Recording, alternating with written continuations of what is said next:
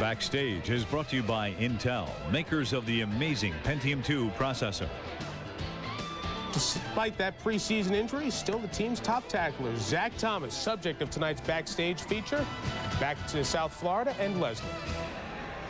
Yes, Mike, as you know, they said that Zach Thomas was too slow, too small to make an impact in the NFL. Of course, he was the Dolphins MVP last year. Pretty good for a guy who got run over by a truck when he was 2 years old.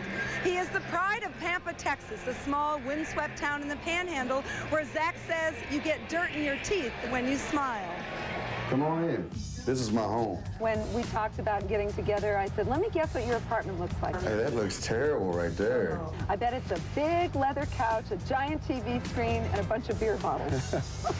And you're exactly right. Where's the food? Right here. Frozen pizzas. You see my curtains in here? See my curtains? You love this place, don't you? How long has this been around? I don't know if you want to open it. You know, that's all we need. He's having a great life. Didn't you, as a kid, did I hear you had Lawrence Taylor, a poster of LT? Oh, yeah. And I met him, and I was like, that's the guy I had on my wall. But I'm just a big fan, and I'm, you know, kind of caught in the awe of things, even with all the running backs. I still can't believe, you know, when I go into a game, I'm like, I'm tackling Curtis Martin, Jerome Bettis, guys like that, Emmitt Smith. It just really motivates me. That's the way I'm always going to be. I'm always, like, you know, humble like that. I don't ever see myself as an NFL player. When you see Chris Spielman, isn't that someone that maybe most reminds you of you? Exactly. I mean, when I went down there to play, they said that he's probably even a harder worker than me. He'll come back on a plane trip, 1, 2 in the morning, he'll go watch film. Do you think to be a linebacker, you have to be kind of reckless? Oh, yeah. You got to go in there and give it all you got, give up your body every play. And that's something, you can't have any fear. I've always lived life on the edge, doing things. I mean, my brother would always dare me to do things. And like what? Like jumping off cliffs. I jumped off a 90-foot cliff at Lake McKenzie back home. How does your mother survive this? She's always been the type that's worried for us. You said that you've used clippings and press releases to motivate you. Didn't you for a while save some of the negative commentary? Oh, that was my mom. My mom, she's the best.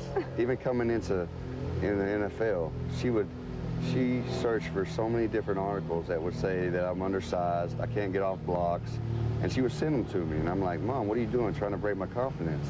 And she knows what she's doing. She was motivating me the whole time. Didn't your mom make you a cassette that she wanted you to listen to when you drove to Florida? Yeah, it was a Mike Singletary cassette. His greatest hits? No, it was just a tape that he was preaching, and he was talking about, you know, how he made it and things he's done wrong and the temptations in the NFL and things like that, and it really helped me. What happened with the truck and your head?